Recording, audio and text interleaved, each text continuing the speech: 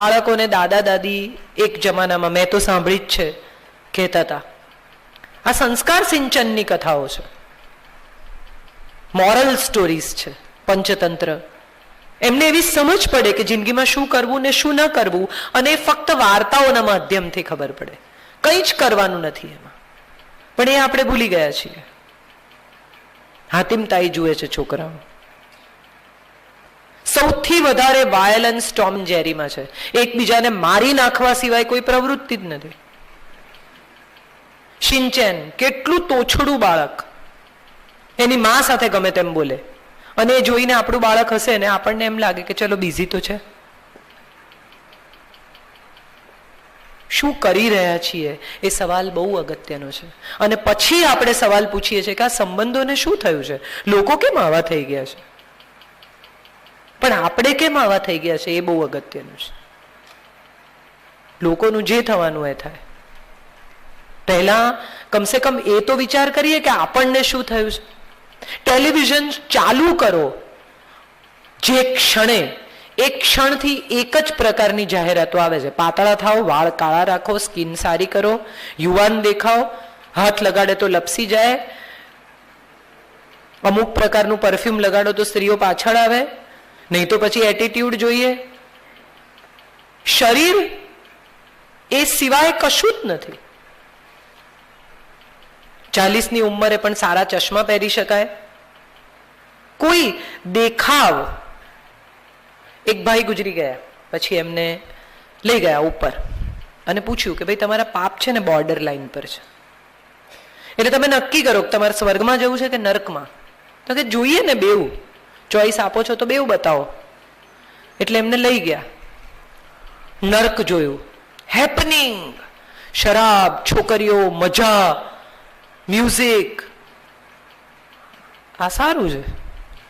પછી સ્વર્ગમાં લઈ ગયા તો કઈ હેપનિંગ નહીં, ઋષિ મુનિઓ આમ તેમ ફર્યા કરે, થોડા વાદળા, દૂધની નદી. આમાં મને કે બહુ રસ નથી. એણે કીધું હું ત્યાં નર્કમાં રહીશ. કે વિચારી લો. હા હા કે ફાઇનલ. જેવું એણે કહ્યું કે ફાઇનલ, દરવાજા બંધ થયા એટલે બધું હેપનિંગ ગુમ. કાળા કાળા રાક્ષસો આવી ગયા, મોટા મોટા, તાવડો મૂકી દીધો, એને તળવાની તૈયારી ચાલુ થઈ ગઈ. એટલે પેલા એ કહ્યું કે આ શું થયું, પેલું બધું? તો કે તો અમારો માર્કેટિંગ ડિપાર્ટમેન્ટ છે.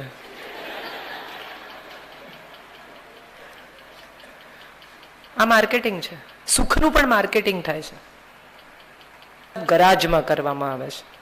મારી પાસે શું છે અને મારી પાસે શું નથી એનો હિસાબ લોકરમાં, બેંક બેલેન્સમાં કરવામાં આવે છે. કહેવાય છે કે ગુજરાતીઓ એક જ બુક વાંચે છે, એનું નામ છે પાસબુક. હવે તો એ નથી વાંચતા, સ્ટેટમેન્ટ આવે છે ઓનલાઈન. આપણે બધા જ નાના મોટા અંશે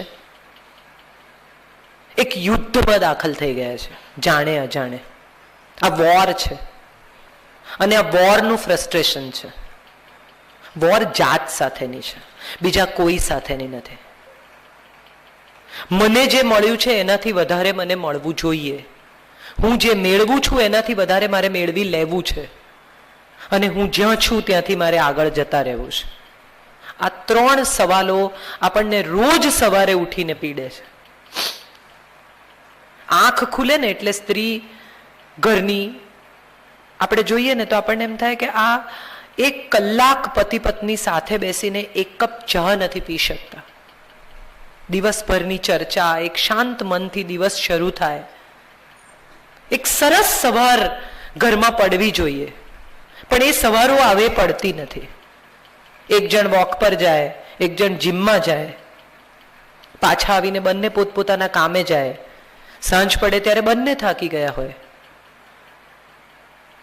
આ ખોટી લાઈફસ્ટાઈલ છે એવું માનવાની જરૂર નથી, પણ આ લાઈફસ્ટાઈલમાં ક્યાંક આપણી પાસે એવો સમય છે કે જેને આપણે વેડફી દઈએ છીએ.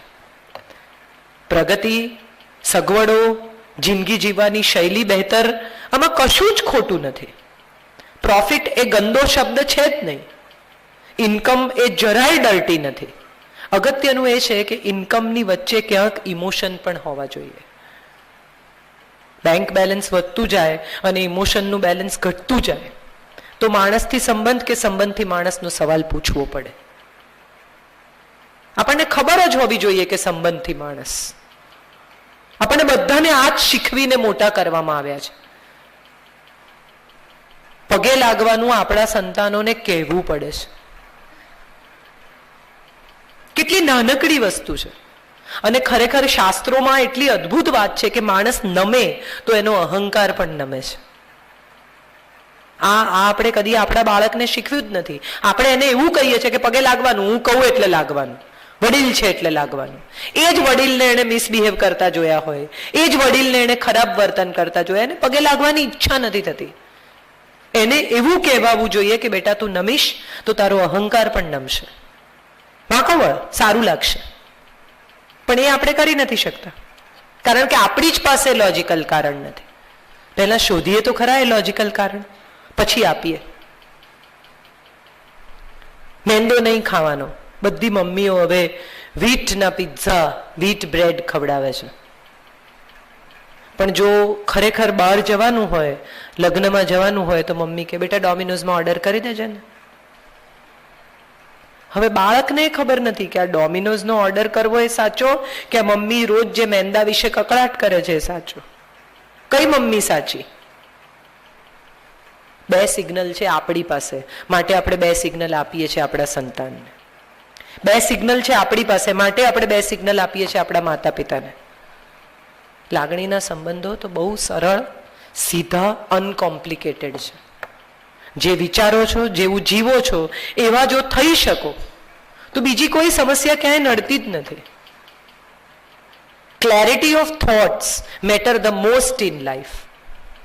જેને કશું ગુમાવવાનો ભય નથી એને કશું મેળવવાની ખેવના જ નથી. હા મારા હાથમાંથી જતો રહેશે આ કોન્ટ્રાક્ટ, હા મારા હાથમાંથી આ સંબંધ જતો રહેશે, અરે મને તકલીફ પડશે, આ મને હર્ટ કરશે, પેલો મારી પાસેથી કંઈ લઈ લેશે. એટલે આપણે સાચવવાના યુદ્ધમાં જ એટલા અટવાઈ ગયા છીએ કે નવું કશું જનરેટ કરવાની આપણી પાસે તૈયારી જ નથી. સંબંધ એ ફક્ત અને ફક્ત હૃદયથી જીવાતી એક ભાવના છે. કોણ, કેમ, ક્યાં, શા માટે, શું કામ કરે છે આ બધું, એને બદલે કરે છે ને એનો આનંદ છે. અને હું માનું છું આજે આ જગ્યાએ જ્યારે આપણે આ સવાલ પૂછીએ છીએ કે સંબંધથી માણસ કે માણસથી સંબંધ, ત્યારે એનો એક જ અને અગત્યનો જવાબ એ છે કે શ્વાસ લઈએ ને આંખ મીચીએ અને આંખ સામે જે ચહેરો દેખાય ને એ આપણો સંબંધ. ઘણા બધા લોકો એવા છે કે જે જ્યાં જીવે છે, જે એડ્રેસ પાસપોર્ટમાં લખાયું છે, જે એડ્રેસ 7/12ના ઉતારામાં છે, જે રેશન કાર્ડમાં છે, ત્યાં એ પોતે હોતા નથી. મન ક્યાંક બીજે જ જીવે છે. સાડીની ગડીઓમાં મૂકેલા કેટલાક સંબંધો કદી ક્યારેય નીકળતા નથી. પણ એ નથી, એ છે જ નહીં, એક્ઝિસ્ટ જ નથી કરતા એવું કહેવાની તો આપણી હિંમત જ નથી. જે સંબંધ હૃદયના એક ખૂણે ભીનો થઈને સતત જીવે છે એવા સંબંધોમાં કેટલાય લોકોએ આખી જિંદગી વિતાવી નાખી છે. શરીર ક્યાંક બીજે જ હોય ને મન ક્યાંક બીજે જ હોય ને બે લોકો એકબીજાને મળે જ નહીં એવા પણ સંબંધો છે, હોય છે. એટલે એની ગરિમા નથી, એટલે એનો પ્રેમ નથી, એટલે એમાં જવાબદારી નથી. લગ્નેતર સંબંધની કે બીજા પ્રકારના સંબંધોની એડવોકેસી કરવાનો સવાલ નથી. પણ જ્યાં હૃદય માને, જ્યાં આપણને એમ થાય કે અહીં સારું લાગે છે, અહીં ખુલી શકાય છે, અહીં કોઈ જજ નથી કરતું, અહીં કોઈ રિમોટ કંટ્રોલ નથી, અહીં પૂરી સ્પેસ છે, અહીં ક્યાંય મોરું નથી પહેરવું પડતું, અહીં અડધી રાતે એવું કહી શકાય છે કે ભૂખ લાગી છે, એ સાચો સંબંધ. નિરંજન ભગતની એક બહુ સરસ કવિતા છે કે ઘર તમે કોને કહો છો? જ્યાં ટપાલી પત્ર લાવે, પૂછતા વણ પૂછતા મિત્રો અને મહેમાન જ્યાં આવી ચડે, ક્યારેક તો આવી પડે. તો પછી જ્યાં જ્યાં તમે પગથી ઉતારી પગરખા, ટોપીએ માથેથી ઉતારીને દમ નિરાંતનો હાશ ભરો છો. જ્યાં તમને જોઈને સર્વનામુક સહેજમાં મલકી ઉઠે ને થોડા દિવસ ના આવ્યા હો તો તમને પૂછે ક્યાં હતા? ત્યાં ત્યાં બધે તમારું ઘર નથી? હું માનું છું આ સંબંધની વ્યાખ્યા છે. માણસ તરીકે આપણે બધા જ સોશિયલી કનેક્ટેડ છીએ. સોશિયલ મીડિયા તો હવે આવ્યું. હમણાં તો હવે ઘરમાં કોઈ દાખલ થાય ને એટલે મમ્મી પપ્પા કેમ છે કે છોકરાઓ નથી એવું પૂછતા પહેલા પૂછે સેમસંગનું ચાર્જર છે, પાણી પછી પીએ. આ કમ્યુનિકેશનના સાધનો કેટલા બધા છે, પણ કમ્યુનિકેશન ક્યાં છે? ફોરવર્ડ મોકલી દેતા લોકોને તમે બપોરે પૂછો કે તમે શું મોકલેલું આજે સવારે, તો એને ખબર નથી. કેટલા બધા લોકો સવારે 6:30 વાગ્યામાં જ્ઞાનના મારા કરે છે. મેં લખ્યું હતું કે ફેસબુકથી મોઢું સંતાડતા માણસ હોય, હું પણ એમાંની એક છું. 6-6:30 વાગ્યામાં તમને કોઈ કહે કે જિંદગી આમ જીવવી જોઈએ ને આમ કરવું જોઈએ ને, ચા તો પીવા દો યાર, જ્ઞાન પછી લઈશ. મોબાઈલમાં મોકલાતા મેસેજીસ કે પુસ્તકોમાં લખેલા સેલ્ફ હેલ્પ ના નિયમોથી જિંદગી જીવાતી નથી. દરેકના પેર ઓફ શૂઝ અલગ છે, દરેકનો સવાલ અલગ છે, દરેકનો જવાબ અલગ છે, દરેકની જિંદગી અલગ છે, દરેકની જરૂરિયાત અલગ છે. કદાચ એટલે જ બધાની ફિંગરપ્રિન્ટ્સ ઈશ્વરે અલગ બનાવી છે. એક છેલ્લી નાનકડી વાત કહી દઉં, પછી આપણે પ્રશ્નોત્તરી કરીએ. હું બધે જ આ વાત કહું છું અને મને બહુ જ ગમે છે આ નાનકડી વાર્તા જે મેં વાંચી છે. એક સ્કૂલમાં એક ટીચર પૂછે છે કે દુનિયાની 7 અજાયબીઓ કઈ છે? એટલે બાળકો કહે છે કે તાજમહેલ છે, બેબીલોનના બગીચા છે, પિઝાનો ટાવર છે, એફિલ ટાવર છે. એટલે એક નાનકડી છોકરી ઊભી થાય છે અને કહે છે કે ના, આ નથી 7 અજાયબી. તો કે શું છે 7 અજાયબી, તું કે? તો કે પહેલી અજાયબી એ છે કે આપણે સ્પર્શી શકીએ છીએ અને આપણને સ્પર્શની સમજ પડે છે. એ સ્પર્શનો અર્થ આવડે છે આપણને.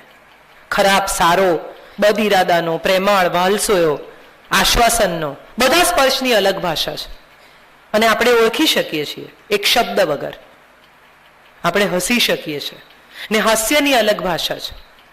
વ્યંગમાં, આનંદમાં, દુઃખમાં, ફિક્કું, ખિસિયાણું, કેટલા બધા હાસ્ય છે. આપણે રડી શકીએ છીએ અને આંસુની પણ ભાષા છે. સુખ ને દુઃખના અલગ આંસુ છે. અને આ બધા પછી અગત્યની વાત એ છે કે આપણે શ્વાસ લઈએ છીએ અને ઘડી ઘડી ચેક નથી કરવું પડતું કે શ્વાસ ચાલે છે કે નથી ચાલતા. બંધ થાય છે ને ત્યારે જ ખબર પડે છે કે બંધ થઈ ગયા. બાકી કોઈ દર 5 મિનિટે આમ જોતું નથી ચાલુ છે ને, ગયા નથી ને.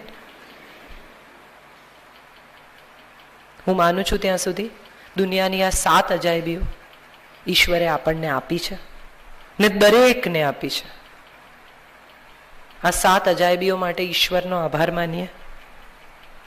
એની પાસે રોજ જઈને કંઈ માગવાને બદલે એકાદ દિવસ એને થેન્ક યુ કહેવાનો દિવસ રાખીએ.